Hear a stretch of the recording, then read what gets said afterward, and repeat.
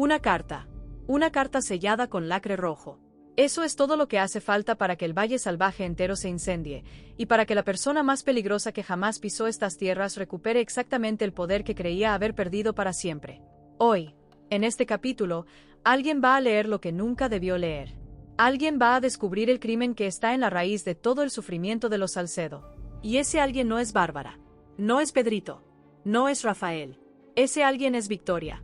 Y cuando Victoria Salcedo de la Cruz pone sus manos sobre una bomba así de poderosa, el valle entero tiembla. Pero hay algo que quiero que os quedéis en la cabeza desde este mismo momento, algo que no vamos a resolver hasta el final de este video. Esa carta no solo habla del crimen de Isabel. Esa carta habla de quien dio las órdenes. Hay un nombre en esas páginas. Un nombre que puede hacer caer a alguien mucho más grande que Isabel, mucho más grande que los Salcedo, mucho más grande que todo lo que creíais conocer de este valle. ¿Quién es ese nombre? ¿Y qué ocurrirá cuando ese nombre salga a la luz? Eso, os lo cuento al final.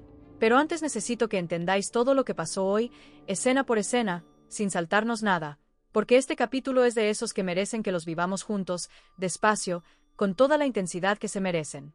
Quédeos conmigo. Esto acaba de empezar. Todo comienza en silencio. Un silencio que engaña, porque en el Valle Salvaje el silencio nunca es inocente. El silencio en esta historia siempre precede a la tormenta. Y la tormenta de hoy tiene nombre propio. Tiene ojos fríos como el acero, y tiene una sonrisa que no habíamos visto en semanas. Necesito que recordéis quién es Isabel. Porque Isabel no es un personaje menor. Isabel es el aya de los Salcedo, la mujer que crió a Adriana, a Bárbara y a Pedrito como si fueran sus propios hijos. La mujer que los quiso de verdad, con esa clase de amor que no entiende de sangre ni de apellidos. Pero también la mujer que los traicionó durante años siguiendo las órdenes de Victoria. La mujer que cargó con la culpa más pesada del valle hasta que no pudo más. Hasta que llegó el momento en que el peso de ese secreto fue mayor que el miedo a las consecuencias. Y entonces lo hizo. Tomó papel y pluma. Escribió con manos temblorosas, bañada en lágrimas y en culpa, convencida de que esas palabras llegarían a los únicos ojos que tenían derecho a leerlas. Escribió cada detalle. Escribió la verdad más oscura de los Salcedo. Selló el sobre con lacre rojo y lo dejó en un cofre de madera en una habitación del palacio, dirigido a los hermanos Salcedo. La única persona que sabía de su existencia era Luisa. Pero hoy, Luisa no estaba. Hoy quien entra en esa habitación es Victoria. No viene buscando nada en particular.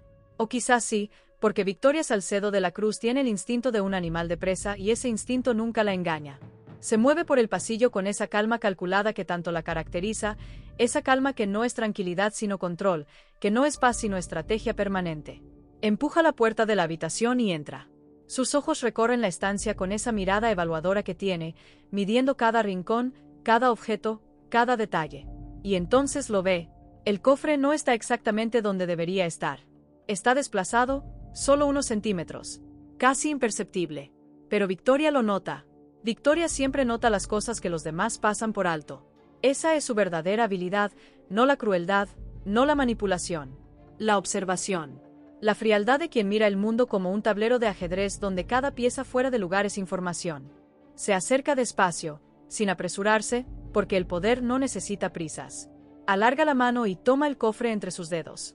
Lo gira, lo examina, y ahí está, el lacre rojo, intacto, sellado con esa marca que huele a secreto desde cualquier distancia. Victoria no duda ni un segundo. Sus dedos rompen el lacre rojo sin el menor temblor. Con esa decisión que da escalofríos. Con esa frialdad de quien sabe exactamente lo que está haciendo y no siente la menor culpa por ello. Saca la carta, la despliega, y empieza a leer. Al principio, su expresión es de curiosidad. Esa curiosidad afilada de quien está acostumbrado a encontrar información útil en los lugares más inesperados. Sus ojos avanzan línea por línea, frase por frase. Y vemos cómo su cara va cambiando. La curiosidad se convierte en concentración.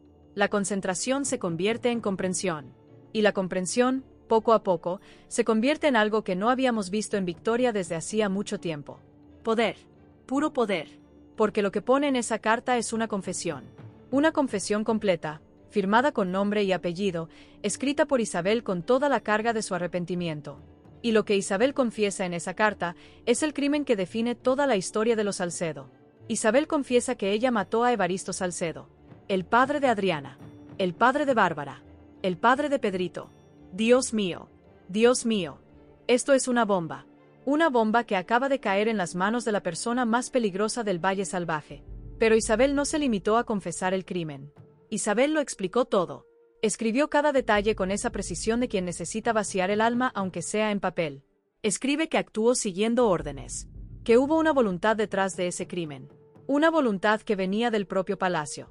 Escribe el momento exacto, las circunstancias, la frialdad con la que tuvo que actuar mientras por dentro se moría de vergüenza y de miedo. Y al final, con esa letra que debe haberle temblado más que nunca, Isabel escribe las palabras más dolorosas de toda la carta. Le pide perdón a Bárbara. Le pide perdón a Pedrito. Les dice que los quiso siempre como si fueran sus hijos. Que traicionarlos fue la decisión más equivocada de su vida. Que no espera que la perdonen, pero que necesitaban saber la verdad. Y firma con su nombre completo. Como prueba de su culpa y de su arrepentimiento.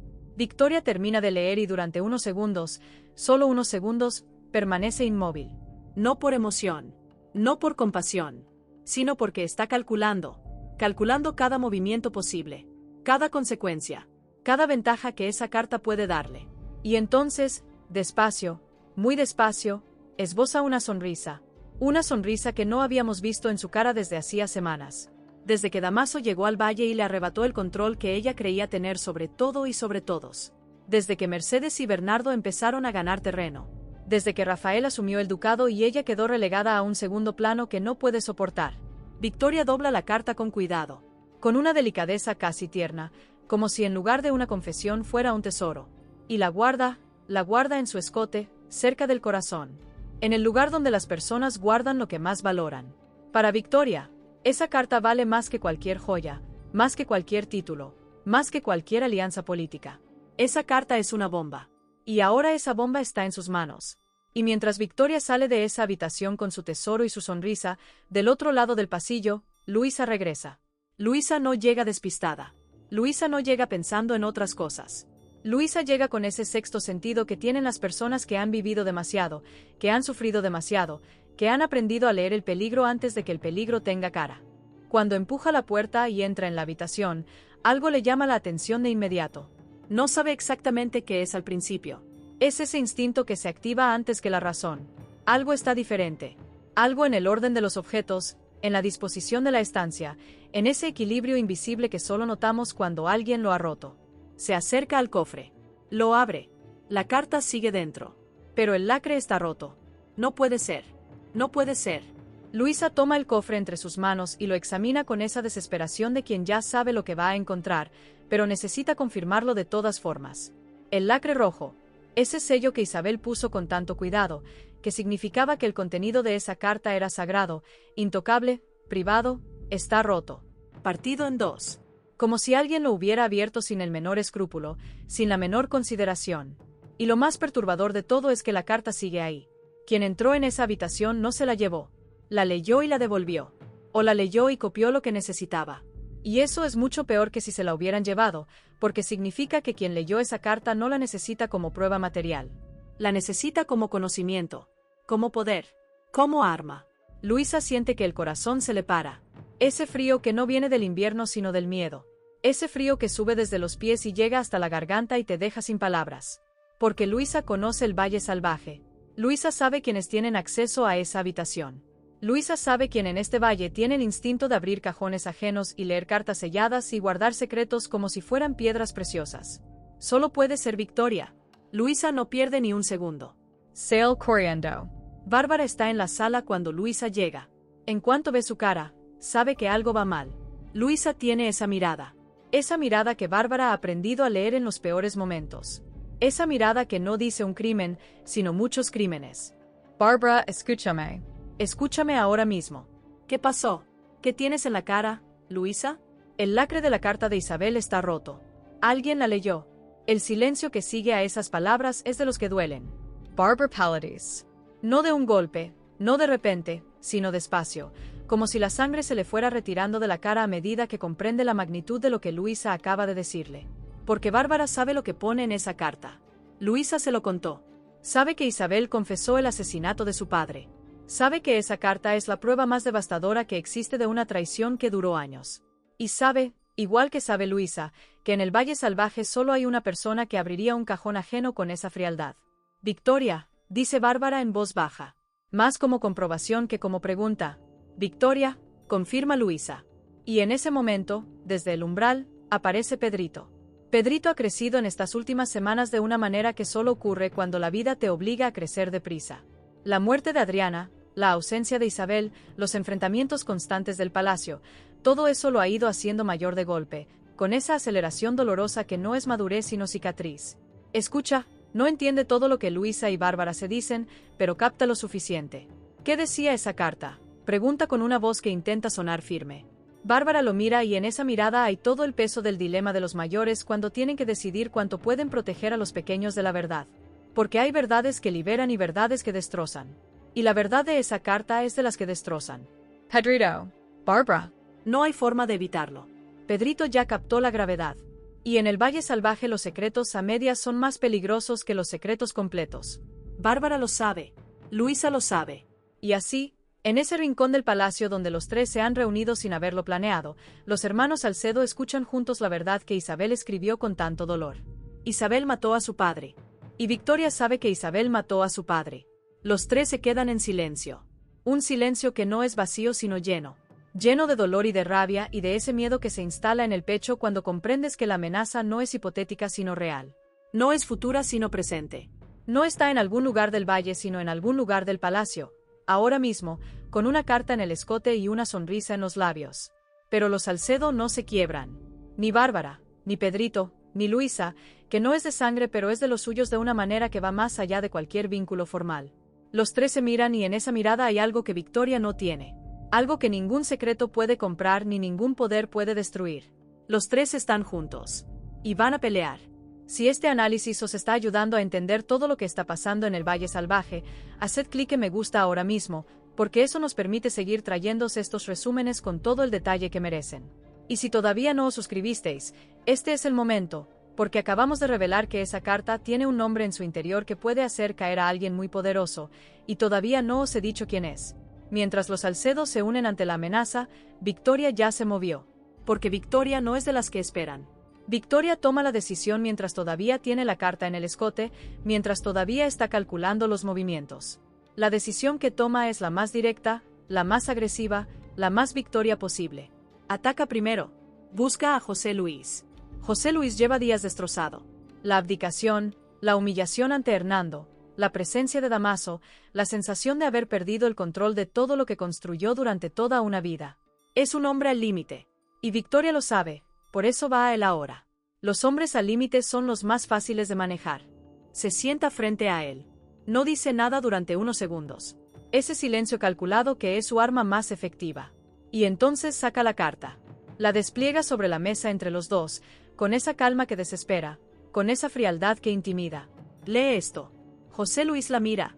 La mira a ella primero, buscando en su cara alguna pista de lo que está a punto de ver. Y luego baja los ojos a la carta.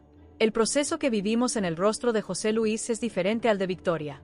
En Victoria fue la transformación del instinto depredador. En José Luis es algo más complejo, más humano, más confuso. Es el shock del hombre que creía conocer todos los secretos del valle y descubre que se equivocaba, que había un crimen más, que había una traición más, que el pasado nunca termina de llegar con todas sus facturas. Cuando termina de leer, levanta los ojos hacia Victoria. ¿Dónde encontraste esto? ¿Dónde estaba guardado?, dice ella.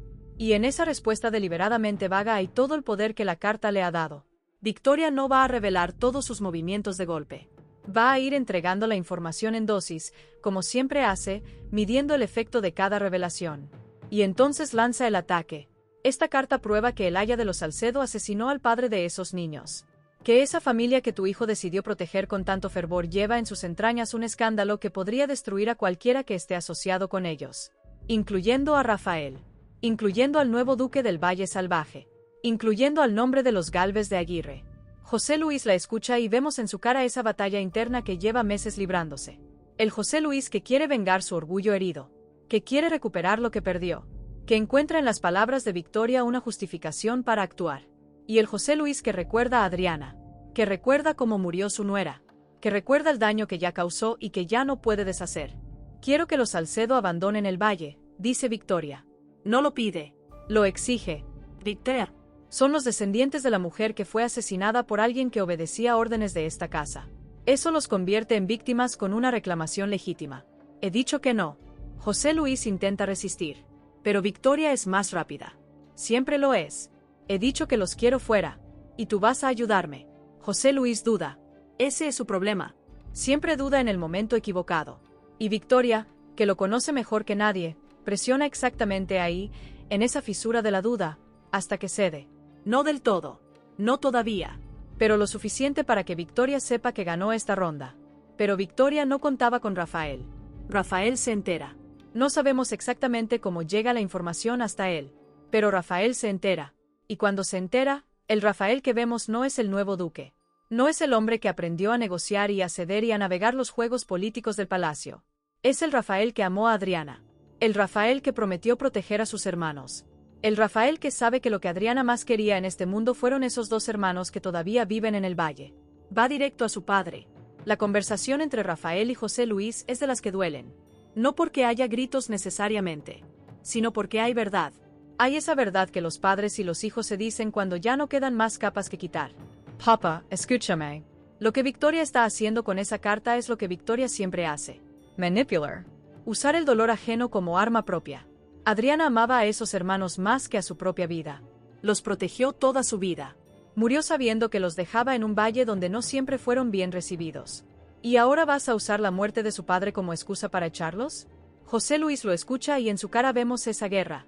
Esa guerra que no termina nunca entre el hombre que quiere ser y el hombre que es. Rafael, hay cosas que tú no entiendes. Entiendo perfectamente lo que Victoria está haciendo. Y entiendo que si sigues dejándote llevar por ella, si sigues eligiendo su rabia sobre la memoria de tu nuera, no te voy a poder respetar. Y eso me destruye, papá. Porque intento respetarte. José Luis queda atrapado entre dos fuerzas que no puede resolver de manera simple. Victoria con la carta y con décadas de poder acumulado sobre él. Y Rafael con la verdad y con el peso de todo lo que ya se perdió. Pero Rafael no se queda esperando que su padre tome la decisión correcta. Rafael ya tomó la suya. Voy a proteger a Bárbara y a Pedrito. Cueste lo que cueste. Aunque eso me enfrente a todo el valle. Se lo prometí a Adriana. Y yo no rompo mis promesas. Mientras el palacio se convulsiona por la carta de Isabel, en otro rincón del Valle Salvaje se libra una batalla de otra naturaleza. Más pequeña en apariencia. Más íntima. Pero no menos intensa. Atanasio y Matilde llevan semanas esperando la boda que Victoria les arrebató. La boda que debía ser su momento de alegría, de normalidad, de ese futuro sencillo y honesto que merecen después de todo lo que han sufrido. Una boda que no pudo celebrarse porque alguien nos traicionó. Alguien que debía ser de los suyos. Martín, el hermano de Matilde. El hombre que eligió el lado de Victoria cuando debería haber elegido el de los suyos. Que se convirtió en espía, en marioneta, en instrumento de la misma persona que lleva años haciendo daño a todo el que osa ser feliz en el Valle Salvaje. Y hoy Atanasio ya no puede más. Atanasio es un hombre tranquilo por naturaleza. Un hombre que prefiere las palabras a los puños, la paciencia a la confrontación. Pero hay un límite. Todo hombre tiene un límite. Y Atanasio llegó al suyo cuando asume del todo, cuando lo comprende del todo, que fue Martín quien impidió que se casara con la mujer que ama. Lo encuentra. Lo agarra por el cuello. No es un gesto de película. No hay coreografía ni dramatismo exagerado. Es el gesto de un hombre que durante demasiado tiempo se contuvo y ya no puede contener más. Nos arruinaste la vida. Tú sabes lo mucho que hemos sufrido por tu culpa. ¿Sabes el dolor que nos has causado? Y Martín responde. No se defiende. No busca excusas. Porque en el fondo Martín lleva semanas destruido por esa misma culpa. Comido por adentro por lo que hizo. Incapaz de mirarse al espejo sin ver al traidor que es. Lo sé, dice con esa voz rota que es lo más honesto que ha sido en mucho tiempo. Lo sé y sé que no merezco su perdón. Ni el suyo ni el de doña Matilde. Ni se te ocurra pronunciar su nombre. Ese es el momento más duro. No el agarre. No las palabras de acusación. Sino ese silencio después de que Atanasio le prohíbe pronunciar el nombre de Matilde. Porque en esa prohibición hay todo el peso de lo que Martín destruyó. El nombre de Matilde no puede estar en su boca. No después de lo que hizo. Y desde el umbral, invisible para los dos, Matilde escucha. Matilde lleva la boda frustrada como una herida abierta. Semanas navegando entre la rabia y la tristeza, entre el amor que siente por Atanasio y el dolor de ser víctima una vez más de la crueldad del valle. Y escuchar a su hermano reconocer su traición la deja sin palabras. No llora, no grita, solo escucha. Y en su cara vemos esa mezcla terrible de cosas que solo puede sentir quien ama a alguien que la traicionó. El amor que no desaparece solo porque alguien haga daño. Y la certeza de que nada puede ser igual después de esto. ¿Creéis que Atanasio y Matilde deberían perdonar a Martín algún día? ¿O hay traiciones que no tienen perdón posible? Dejad vuestra respuesta en los comentarios. Del 0 al 10, ¿qué nota le dais a Martín como hermano? Mientras todo esto ocurre en el palacio, don Hernando de Guzmán sigue moviéndose con esa precisión inquietante que lo caracteriza. Porque Hernando no llegó al valle a hacer turismo. Hernando llegó con un propósito. Y ese propósito, poco a poco, va tomando forma. La conversación entre Hernando y José Luis es una de las más reveladoras que hemos visto entre estos dos hombres. Hernando ya sabe demasiado. Ya ató demasiados cabos. Ya escuchó demasiadas cosas en los pasillos del palacio y leyó demasiadas incomodidades en los gestos de los que habitan este valle. Hernando sabe que José Luis abdicó por la fuerza. Lo sabe, aunque José Luis intente explicarlo de otras maneras. Aunque use las palabras cansancio y voluntad propia con esa torpeza de quien miente ante alguien que ya conoce la verdad. José Luis, llevas demasiados años siendo el hombre más poderoso de esta región como para que me creas capaz de tragarme lo que me estás contando. ¿Quién te forzó a renunciar al ducado? El silencio de José Luis es de los que responden.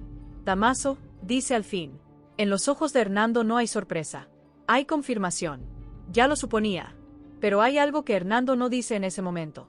Algo que guarda. Que se queda en esa capa de silencio que tienen los hombres como él. Los hombres que aprendieron hace mucho tiempo que la información que no compartes es la información que te protege. José Luis ve en Hernando la reacción de un hombre indignado que descubre que alguien de la baja nobleza se atrevió a chantajear a un duque. Eso es lo que José Luis necesita ver. Eso es lo que Hernando le da. Pero la verdad es diferente. Hernando ya tenía a Damaso en su horizonte antes de llegar al valle. Ese hombre que se presentó aquí como el esposo muerto de Victoria, no le resultó desconocido. En los círculos de la nobleza del reino, los secretos viajan de maneras que la gente del valle no llega a imaginar. Y Damaso, que cree moverse con impunidad, quizás no calculó bien quién más conocía su historia. José Luis, roto entre la humillación de confesar su debilidad y el alivio de finalmente decirlo en voz alta, hace algo que los hombres de poder raramente hacen. Pide ayuda, no con esas palabras exactas. Los hombres como José Luis no dicen necesito ayuda de manera directa. Pero en el tono, en la postura, en ese momento en que los ojos del exduque buscan los ojos del marqués con algo que no es solo información sino también esperanza, está la petición. Y Hernando la recibe y la guarda. Como guarda todo. Pero entonces ocurre algo que Hernando no esperaba. O quizás sí, porque los hombres como Hernando raramente se sorprenden de verdad. Algo que encaja perfectamente en ese tablero que está construyendo pieza a pieza desde que llegó al valle. La conversación con Enriqueta. Enriqueta, la madre de Braulio. Esa mujer que llegó al valle con la supuesta intención de acompañar a su hijo en su investigación sobre la muerte de Domingo. Le confiesa a Hernando algo que nadie esperaba. Cuando le vi entrar por esa puerta, dice Enriqueta con esa sonrisa velada que tiene. Como me reía por dentro viendo palidecer a José Luis ante su mirada. ¿Por qué sonríe así? Porque si supiera que la verdadera razón de mi regreso al Valle Salvaje era usted. Enriqueta volvió por Hernando. Hay una conexión entre estos dos que nadie había visto venir. ¿Qué une a Enriqueta con el Marqués de Guzmán? ¿Desde cuándo? ¿Con qué propósito? El Valle Salvaje acaba de abrirse a una dimensión nueva que nadie esperaba. Y Hernando, que ya sabía que tenía aliados en este valle, acaba de descubrir que esos aliados son más inesperados, y quizás más poderosos, de lo que imaginaba. En otro extremo del palacio, hay dos personas que simplemente intentan encontrar su lugar el uno junto al otro. Francisco y Peppa. Y ese intento tan sencillo y tan humano se complica más de lo que debería, porque el Valle Salvaje no sabe dejar tranquilas las cosas sencillas. Francisco tomó su decisión con esa firmeza callada que lo caracteriza, esa firmeza que heredó de Amadeo, aunque ninguno de los dos lo reconozca abiertamente. No se va. No acepta el trabajo en la ciudad. No abandona el valle, aunque ese trabajo le ofreciera más dinero, más futuro, más distancia de todas las tensiones del palacio. Se queda por Peppa. Hay algo muy honesto en esa decisión. Muy limpio. En un valle lleno de personas que calculan cada movimiento, que esconden sus intenciones detrás de capas y capas de estrategia, Francisco hace exactamente lo contrario. Dice lo que quiere. Se queda donde quiere estar. Sin juegos. Sin dobles mensajes. Sin la ambigüedad que tanto cuesta en este valle. Pero Peppa no lo recibe con la simplicidad que esa decisión merece. Porque Peppa lleva semanas entre dos hombres que la quieren de maneras diferentes. Con Martín y con Francisco. Con el pasado y con el presente. Con la comodidad de lo conocido y la posibilidad de algo nuevo. y no ha terminado de resolver esa tensión. Y entonces ocurre el lapsus. Ese momento involuntario y devastador en que Peppa llama a Francisco, por el nombre de Martín. Un error de un segundo. Un segundo en que la boca dice lo que la mente guarda, aunque la mente no lo quiera reconocer. Francisco lo escucha y su cara hace ese recorrido doloroso de quien acaba de recibir una información que no pedía, pero que ahora no puede desconocer. ¿Qué significa ese lapsus? ¿Significa que Peppa sigue pensando en Martín aunque diga que no?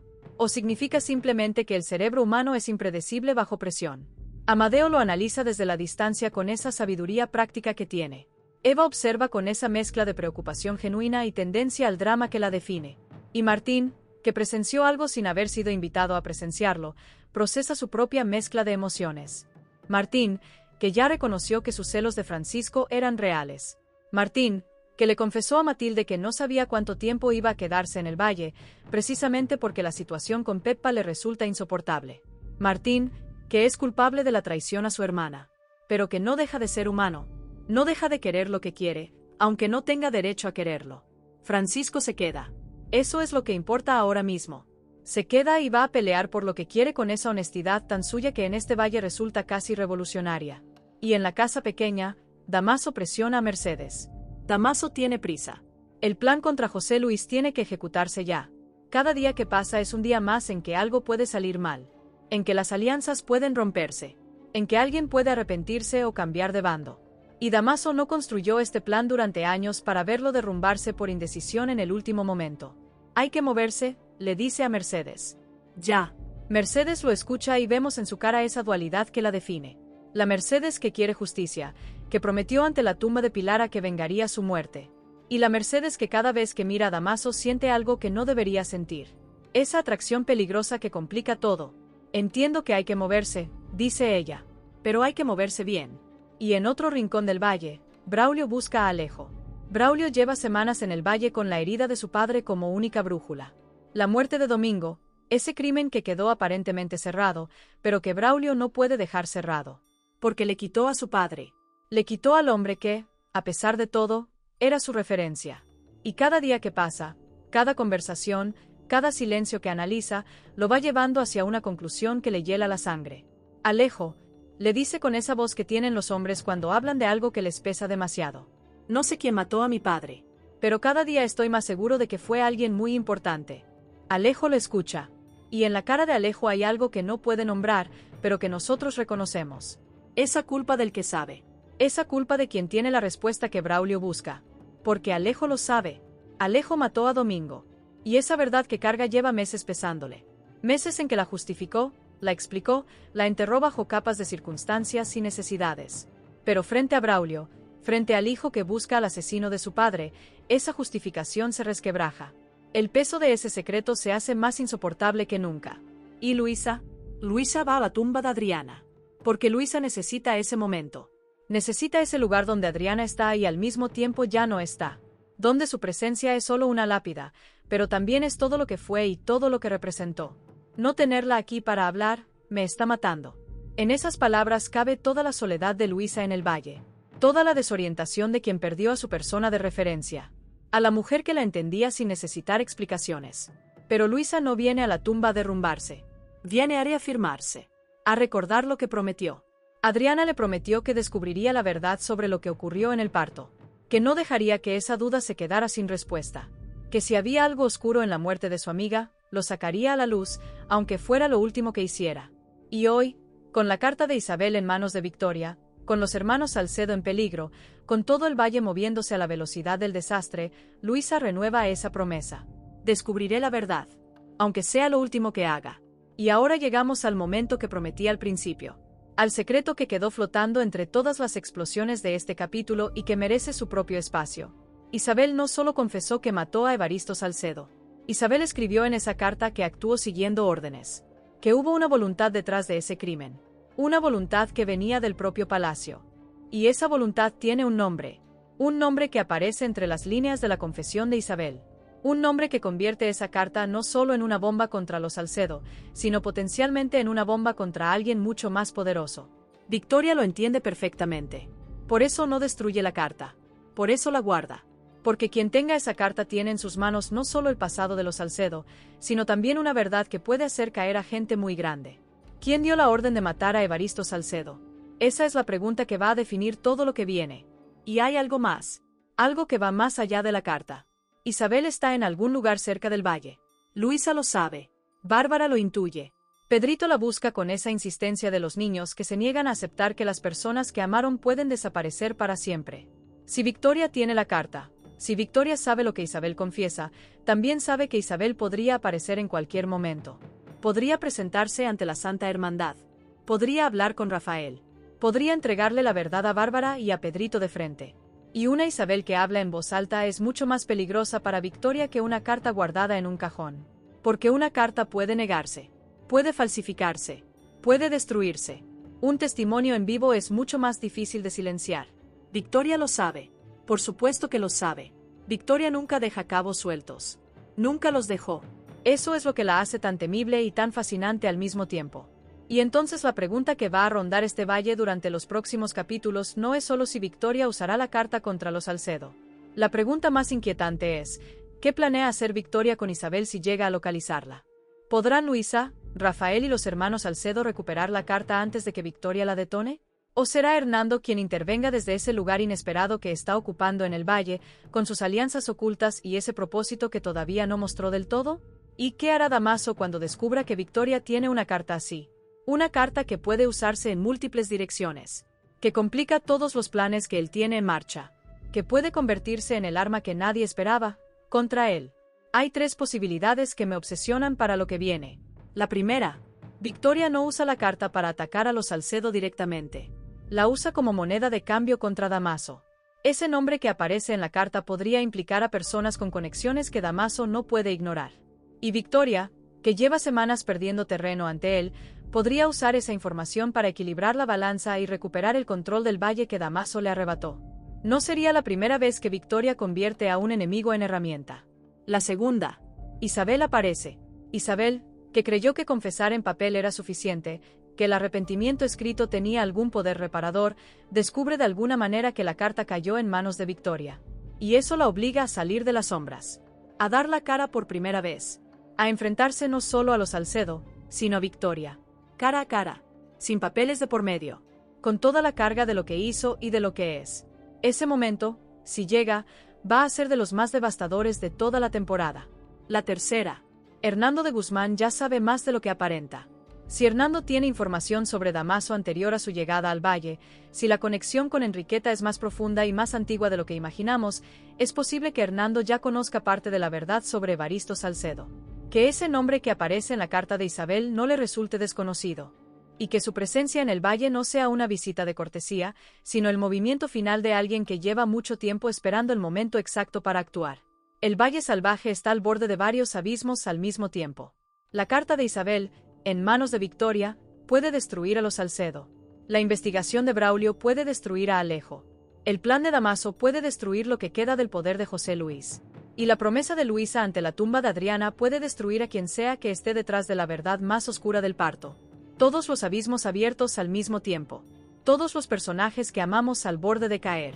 Eso es el Valle Salvaje. Eso es la naturaleza de los secretos en esta historia. No hay confesión que sea privada. No hay verdad que pertenezca solo a quien la dice. Las palabras escritas con intención de sanar pueden convertirse en veneno en otras manos. Y las manos de Victoria son exactamente el tipo de manos que convierten cualquier verdad en veneno. Hasta la próxima.